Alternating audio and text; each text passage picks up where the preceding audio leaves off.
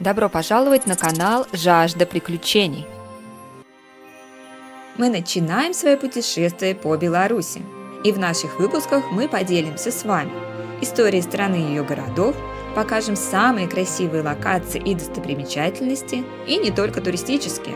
Расскажем о жизни в стране и наших приключениях, оценим местные развлечения, попробуем местную кухню и дадим ценные советы путешественникам, а также расскажем, почему стоит ехать в Беларусь.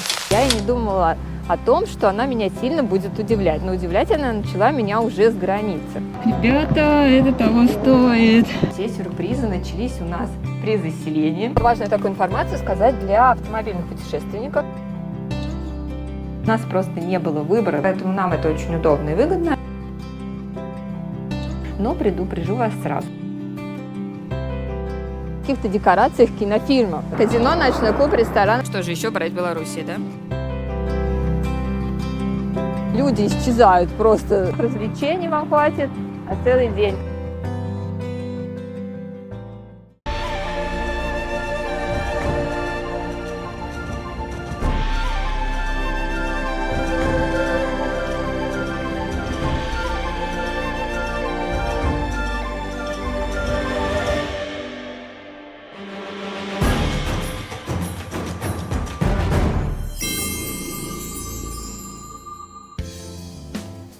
Ну вот мы на месте. Сейчас мы находимся в Гомеле. Здесь мы проведем один полный день. Ночевать мы будем здесь 2 ночи, но один полный день мы захватим и потратим его на Гомель. Посмотрим основные достопримечательности. Что важно знать, да, для нас, россиян, в Беларуси очень удобно в плане организационных моментов, на которые мы не будем тратить время, потому что мы будем пользоваться своей картой от Т-банка, расплачиваться картой МИР, и мы будем использовать свою сим-карту Теле2. Там выгодные условия роуминга, поэтому нам это очень удобно и выгодно, и мы не потратим время на вот эти организационные моменты. Соответственно, весь день мы будем просто гулять по Гомелю. Сейчас мы позавтракаем и побежим смотреть, что же нам покажет этот город. Кстати, Гомель – это второй город по величине после Минска, поэтому я думаю, что здесь нам будет очень интересно. Но на самом деле все сюрпризы начались у нас при заселении, потому что хозяин квартиры заселил нас не в ту квартиру, которую мы арендовали. Квартиру бронировали мы на сайте Куфар. Это наподобие нашего Авито. По какой причине? Потому что, во-первых, там очень большой выбор. Во-вторых, это на порядок дешевле, чем, например, на островке. Но предупрежу вас сразу. Вот у нас произошла такая ситуация, что хозяин квартиры просто заселил нас в другую квартиру, ничего не объяснив, не извинившись, ну, как бы это не суть. Если вы не готовы к такому, да, то бронируйте лучше на островке. Ну, подороже, да, но там все-таки есть определенная гарантия. Здесь при бронировании на Куфар гарантии никакой нет. И вот получилось так, как получилось. Не буду даваться подробности. Читайте обязательно отзывы на Куфар о хозяев. Я обязательно там оставлю свой отзыв, поэтому, если что, вы его прочитаете. Будьте внимательны. То есть, если вы не готовы к такому, лучше не бронируйте гостиницы на этом сайте. На сайте Куфар очень большой выбор и порядок цен, конечно, дешевле. Во-первых, дешевле, во-вторых, не нужно вносить предоплату, ты можешь просто забронировать. Но вот у нас так случилось. Причем он предупредил нас, когда мы уже приехали, то есть мы забронировали эту квартиру за 3 недели до поездки.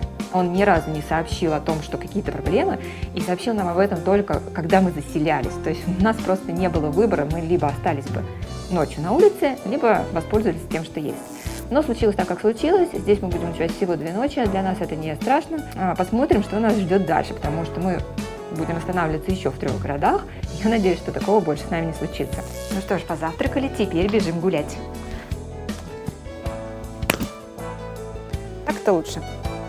Наше путешествие по Беларуси охватит 4 главных города страны, но не только. Начнем мы свой путь с Гомеля, затем у нас будет переезд в Брест, но проедем мы через Несвеж и посмотрим 2 красивых замка.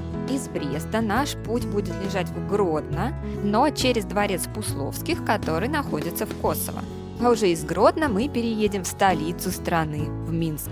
Но это только краткий экскурс в наше путешествие. Все самое интересное будет впереди. Отправляясь в Белоруссию, я и не думала о том, что она меня сильно будет удивлять. Но удивлять она начала меня уже с границы. Кстати, наш путь пролегал через пропускной пункт Звенчатка, потому что первая точка, где мы остановились в Беларуси, это был Гомель. Потом мы поедем по другим городам, и выезжать мы будем из Минска через другой пропускной пункт. Но чем же начала она нас удивлять? А тем, что при въезде в Белоруссию появляется огромное количество животных. То есть это и коровы, и стадо овец, и лошади. Особенно впечатлили аисты, то есть они вьют гнезда, свои огромные гнезда на столбах, на деревьях срубленных.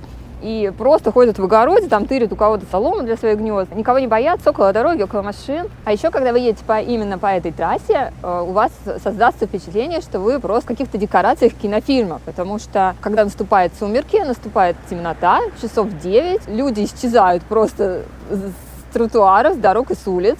Машины пропадают, то есть мы ехали практически одни по этой дороге, никого нет, света в домах нет, то есть просто какие-то декорации фильма, красивые заборчики, маленькие домики ухоженные. Только подъезжая к Гомелю, ты уже попадаешь в какую-то цивилизацию. И если вы поедете именно по этой дороге, будьте внимательны. Хочу вам дать небольшой совет, так как дорога пустынная достаточно, людей мало, машин мало, очень много животных, которые выбегают на трассу, то есть это и олени, и какие-то косули, зайцы, лисы и тому подобное. Поэтому будьте внимательны, когда вы двигаетесь в темное время суток, соблюдайте скорость, скоростной режим, чтобы, не дай бог, кого-то не сбить и не повредить ни машину, ни животных.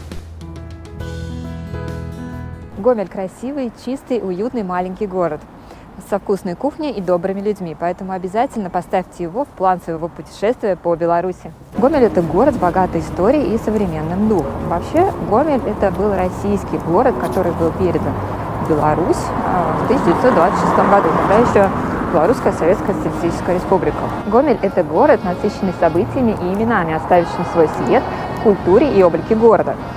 Гомель – это не только промышленный центр, но и город парков, музеев, театров и фестивалей, привлекающих туристов своей красотой и гостеприимством. История города уходит с корнями вглубь веков и насчитывает более 870 лет. На протяжении веков Гомель был частью различных княжеств и государств, включая Киевскую Русь, Великое княжество Литовское, Речь Посполитую и Российскую империю. Каждый период оставил свой отпечаток в архитектуре, культуре и традициях города. В древнерусский период Гомель был важным торговым и ремесленным центром, расположенным на пересечении торговых путей.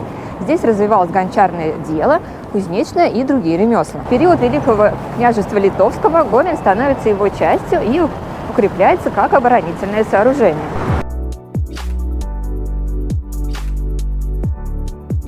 В период Речи Посполитой Гомель переходит под власть Польши и подвергается многочисленным набегам. Город разрушается и восстанавливается заново.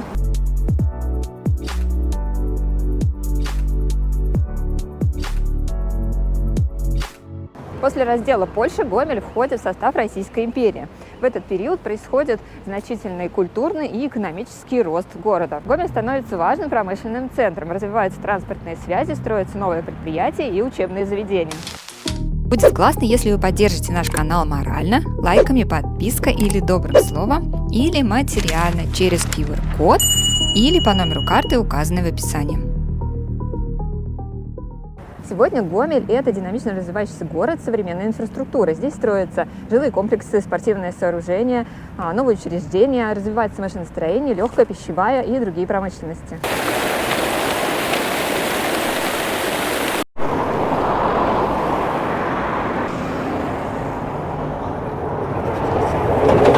Я почему-то думала, что здесь, в Гомеле и вообще в Беларуси, будет ощущаться вот такой европейский флер в плане архитектуры. Потому что, например, в Калининграде влияние Европы очень сильно сказалось на архитектуре. Хотя там есть и советские постройки, но вот эти вот старые дома, они в таком европейском стиле выдержаны. А здесь почему-то я пока не ощущаю вот этого европейского влияния, но, может быть, в других городах это будет чувствоваться гораздо больше. Посмотрим.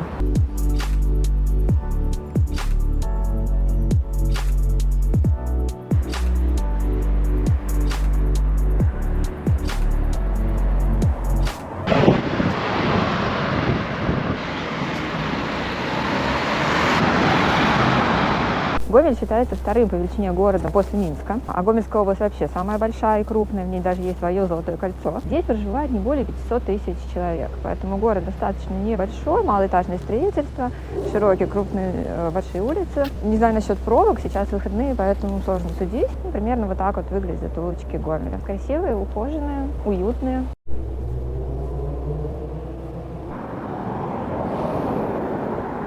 Вот, пожалуйста, смотрите.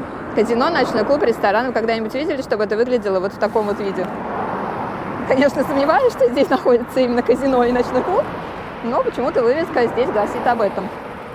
Цветочки на окнах, занавесочки. Вообще напоминает какую-то больницу.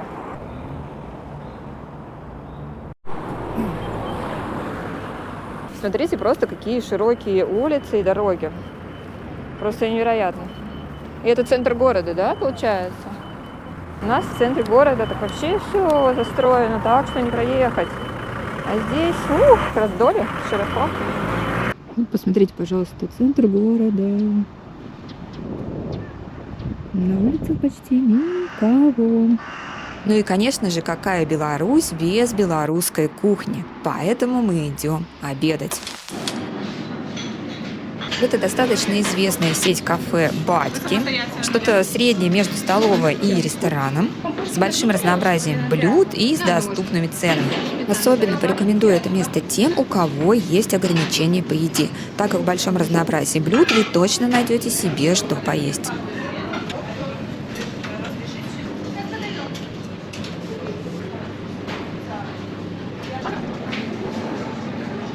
Сейчас уже время обеда, и мы зашли в ресторан «Батьки», который находится на улице Советской.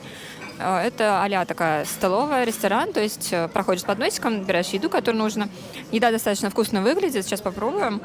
Конечно же, взяли борщ с пампушками и драники. Что же еще брать в Беларуси, да? Выглядит ресторан вполне прилично, наподобие кафешки, с хорошим видом. Порекомендую, наверное, сюда заходить, если проголодаетесь.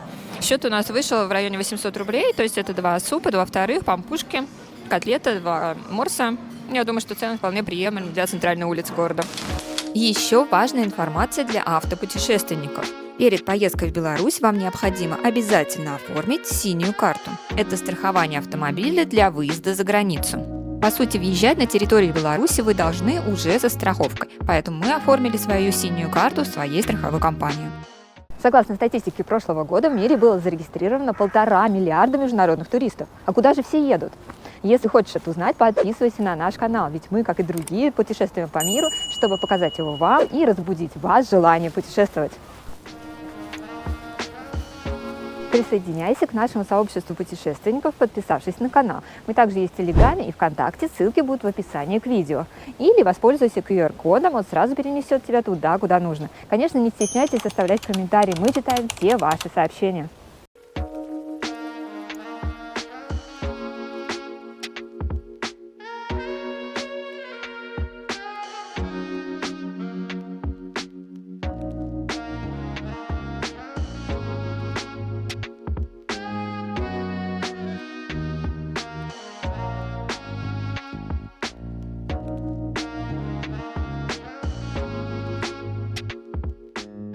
Гомель предлагает много интересных мест для посещения, чтобы оценить его историю и культуру. Но самым выдающимся является дворцово-парковый ансамбль Румянцевых-Паскевичей, который является жемчужиной города и его визитной карточкой.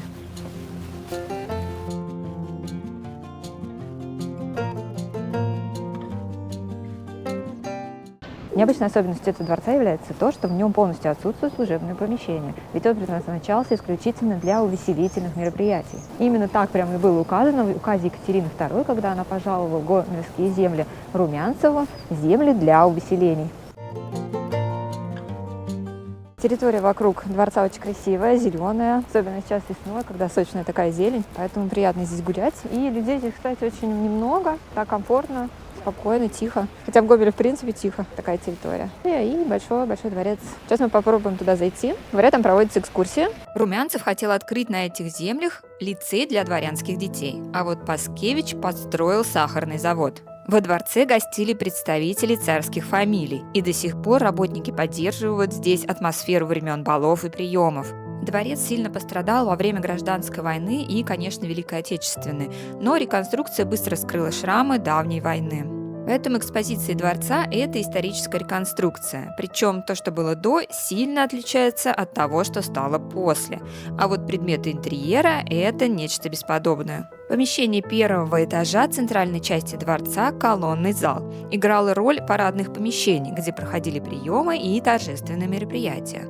В Гомеле проводятся встречи на уровне глав государств, поэтому во втором по величине зале Золотой столовой сейчас организуются торжественные приемы и важнейшие переговоры. В далекие времена именно в Красной гостиной проводились музыкальные вечера, а сейчас это проходит в Белой гостиной.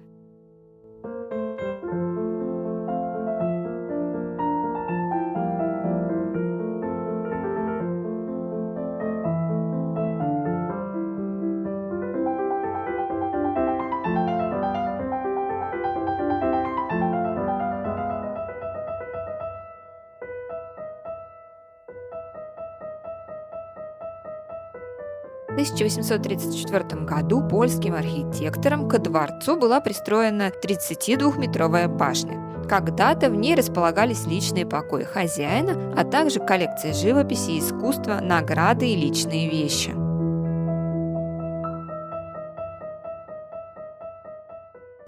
Мы посмотрели весь дворец, я, в принципе, вам рекомендую его посетить. Здесь интерьер сам вряд ли здесь сохранился, но здесь сохранилась очень красивая мебель. И, в принципе, вот сама обстановка даст вам понять масштабы людей, которые здесь жили. Это были очень богатые люди, поэтому интерьеры здесь богатые. Никаких очень жутких и необычных историй про дворец я не нашла. Никого здесь не замуровывали, никаких жутких историй в стенах замка не происходило, не считая того, что кто-то видел горящую свечу в окне или передвигалась мебель. Но мне кажется, это всего лишь слухи и выдумки. Давным-давно, в 1964 году, в Белоруссии нашли нефть. И как вы думаете, где? В Гомельской области. Таким образом, в Беларуси появилась своя нефть. А это, как вы сами понимаете, очень важный источник дохода и развития. А почему же стоит все-таки посетить Гомель? Конечно, это благодаря его богатой истории и культуре. Ведь Гомель – это город с многовековой историей, оставивший свой след в архитектуре, традициях и культуре. Во-вторых, живописные парки и набережные. Город славится своими зелеными насаждениями, которые делают его уютным и комфортным для прогулок. В-третьих, это развитая инфраструктура. Гомель – это современный город со всеми удобствами для комфортного проживания и отдыха. И, конечно, в-четвертых, стоит отметить гостеприимство жителей, ведь они всегда рады гостям и готовы помочь в любой ситуации. Ну и в-пятых, это, конечно, доступные цены, ведь цены в Гомеле достаточно демократичные, особенно по сравнению с европейскими городами, да и, в принципе, другими городами Беларуси.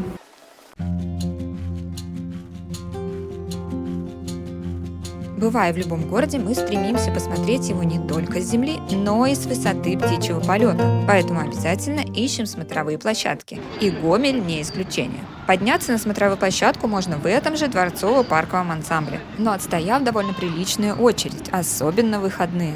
На самом деле это не башня, а бывшая кирпичная труба для котельной сахарного завода князя Паскевича. Там один человек проходит. И вот спустя 1,5 часа мы, преодолев 190 ступенек по очень узкому проходу, оказываемся на высоте 35 метров над Гомелем.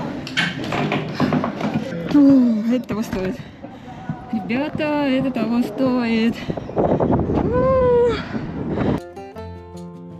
Вашему взору предстанет весь Гомель как на ладони. Можно сказать, что город стоит просто в лесу на берегах реки Сож. Внизу простирается благоустроенная набережная, которая стала уже визитной карточкой города. Это еще одно прекрасное место для прогулок. Ее протяженность 2,5 километра, поэтому прогулявшись туда и обратно, вы уже выполните норму шагов на день. А еще говорят, что по реке ходит прогулочный кораблик, но мы, к сожалению, его не застали. Задерживаться долго здесь не стоит, потому что внизу ждет следующая партия людей для подъема наверх. В стоимость входного билета в дворцово-парковый комплекс входит также посещение Зимнего сада.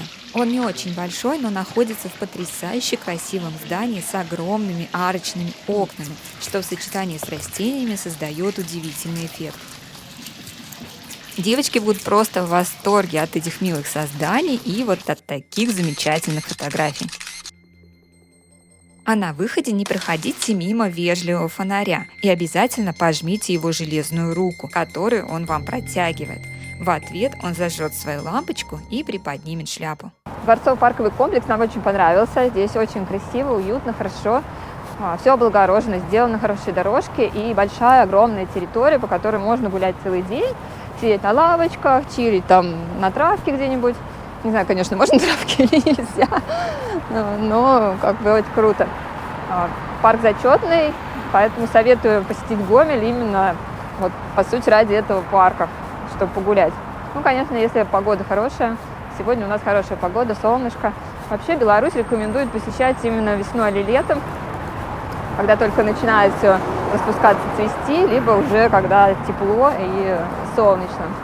Здесь еще в парке интересный ландшафт, он разноуровневый, то есть вы можете спускаться, подниматься. Также вы можете спуститься на набережную, посмотреть мосты, посмотреть и замок, посмотреть усыпальницы, подняться на башню. То есть тут развлечений вам хватит на целый день. Приходите, отдыхайте. Что еще понравилось в парке, то что народу не очень много, хотя сегодня праздничный день, но везде есть свободные места, то есть без проблем вы можете отдохнуть, посидеть на лавочке. И самое важное, что нет бухающих людей, кто пьет. То есть все просто гуляют с детьми, отдыхают. Пьяных нет, каких-то разборок, тоже драк или еще чего-то нет. То есть все спокойно, абсолютно комфортно. Нам понравилось. И хотя Гомель считается таким промежуточным пунктом при посещении Беларуси, не стоит обходить его стороной. Конечно, нет необходимости тратить на него много дней, вполне достаточно 1-2 дней. Но за это время вы составите для себя о нем собственные впечатления, ну и отдохнете после длительной дороги, особенно если вы едете издалека. Надеюсь, это видео заставит вас планировать свое путешествие по Беларуси, включив в него обязательное посещение Гомеля. А мы отправляемся дальше в сторону Бреста. И в следующем выпуске вас ждут марсианские пейзажи, древние замки, конечно же, вкусная еда и много интересного. Там стояла большая табличка, что проход запрещен, но мы проигнорировали эту табличку. Здесь нас уже ждал патруль. Запрещено, то есть и ввоз, и провоз, и вывоз, и...